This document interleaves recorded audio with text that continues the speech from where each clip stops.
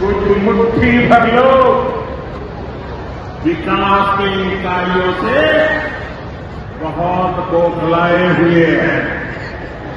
प्रधानमंत्री नरेंद्र मोदी बोलने में बहुत अच्छे हैं, टेलीप्रॉम्प्टर का बहुत अच्छे से इस्तेमाल करते हैं और टेलीप्रॉम्प्टर के साथ ही साथ लोगों का शायद मन भी जीत लेते हैं। और शायद इसीलिए ये सच है कि 2014 से जब से सरकार बनी है, 2014 में 15 लाख अच्छे दिन, गैस सिलेंडर, सभी में जो है प्रधानमंत्री नरेंद्र मोदी की सरकार विफल रही है। मगर उसके बावजूद उनके शायद बोलने का मैजिक होगा कि लोग उन्हें वोट देते हैं। अब सवाल यह है कि तेलंगाना में प्रधानमंत्री नरेंद्र मोदी का आज दौरा था और प्रधानमंत्री नरेंद्र मोदी आज अपने दौरे में तेलंगाना के लोगों के साथ संवाद कर रहे थे।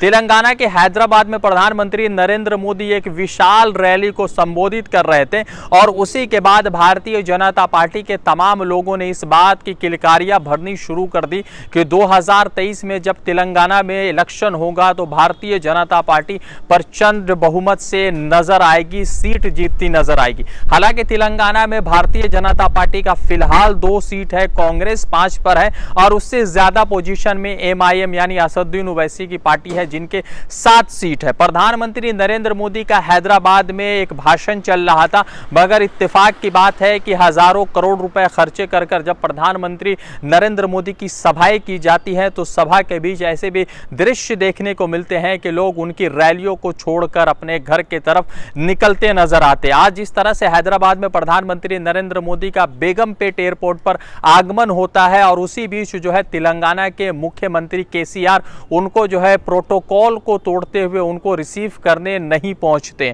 जिसके बाद कई मर्तबा जो है लोग सवाल उठा देते हैं कि प्रधानमंत्री नरेंद्र मोदी को रिसीव करने जो है केसीआर क्यों नहीं पहुंचे हैं। आपको बता दें कि केसीआर ने पहली मर्तबा प्रधानमंत्री नरेंद्र मोदी को प्रोटोकॉल तोड़ते हुए प्रोटोकॉल के खिलाफ नहीं गए हैं। साल 2022 में भी वो प्रोटोकॉल के खिलाफ गए थे और उस वक्त भी प्रधानमंत्री नरेंद्र मोदी को रिसीव नहीं किया था। जैसे ये घटना होती है, प्रधानमंत्री नरेंद्र मोदी भाषण में ये कहते हैं कि तेलंगाना की सरकार से हमें कोई कॉपरेशन नहीं मिलता है, हम तेलंगाना में विकास करना चाहते हैं मगर वो विकास जो है वो तेलंगाना की सरकार करने नहीं देती है क्योंकि यहाँ पर परिवारवाद चल रहा है। तो दूसरी तरफ तेलंगाना के केसीआर कहते हैं या बीआरएस कहते हैं कि हमारे तरफ जो है तेलंगाना की तरफ प्रधानमंत्री नरेंद्र मोदी की दोहरी नजर है और तेलंगाना के विकास को वो नहीं चाहते। अब सवाल सबसे महत्वपूर्ण यह है कि जहां जहां पर इलेक्शन होता है वहां वहां पर प्रधानमंत्री नरेंद्र मोदी की भाषणों की फुलझड़ियां लग जाती है मगर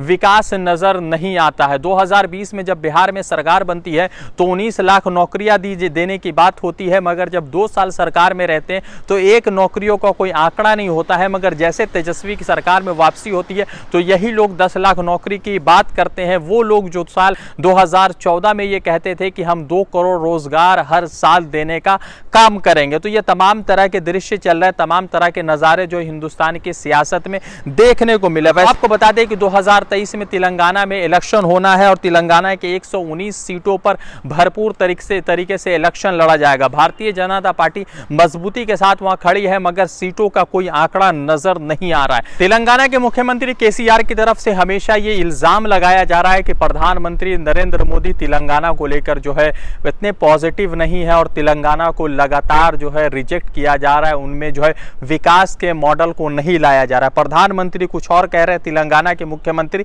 कुछ और कह रहे हैं। मगर इतना जरूर है कि तेलंगाना के मुख्यमंत्री केसीआर 2024 के भरपूर तैयारी में लगे हुए और इसीलिए उन्होंने तेलंगाना राष्ट्रीय समिति का नाम बदलकर भारत राष्ट्रीय समिति करने का जो है एक प्रयास किया था और वो प्रयास में कितना सफल होंगे वो तो जनता उन्हें बताएगी 2024 के इलेक्शन में। मगर इतना जरूर है कि जिस प्रधानमंत्री नरेंद्र मोदी के भाषण पर भारतीय जनता पार्टी विवाद करती नजर आ रही है, तेलंगाना को लेकर जो है भारतीय जनता पार्टी के तमाम बड़े लीडर ये कहते नजर आ रहे हैं कि विकास को रोका जा रहा है, डेवलपमेंट नहीं किया जा रहा और प्रधानमंत्री नरेंद्र मोदी खुद भी सभाओं में कह रहे हैं कि उनको जो है कोई कॉपरेशन नहीं दिया जा रहा है। तो इसी बीच जो है सवाल खड़ा ये होता है कि जीएसटी के बंगाल जीएसटी का कितना सारा कर्ज जो है सेंटर पर है वो पैसा अब तक रिलीज नहीं किया। महाराष्ट्र के जीएसटी का पैसा सेंटर पर है, उस पर भी जो है कई मरतबा सवाल उठे हैं जब उद्धव ठाकरे की महाआघाड़ी विकास की जो है वहाँ पर सरकार होती है। तो अब सवाल यह है कि जहाँ जहाँ पर चुनाव होते हैं वहाँ पर प्रधानमंत्री नरेंद्र मोदी लंबी लंबी बात करके आते हैं, मगर जैसे चुनाव खत्म होता आता है तो न ही बिहार को 125 लाख करोड़ मिलता है, न ही जो है 19 लाख नौकरियां मिलती है, न ही देश को 15 लाख रुपए मिलते हैं। तो देखते हैं कि ये तमाम जो है जो चुनावी जुमले शुरू होते हैं जिनका कोई अस्तित्व नहीं होता वो कब खत्म होता है और किस तरह से प्रधानमंत्री नरेंद्र मोदी के भाषणों में चीजें नजर आती हैं। रजा अंसारी की रिपोर्ट। द इंडियन खबर, सच आपके सामने।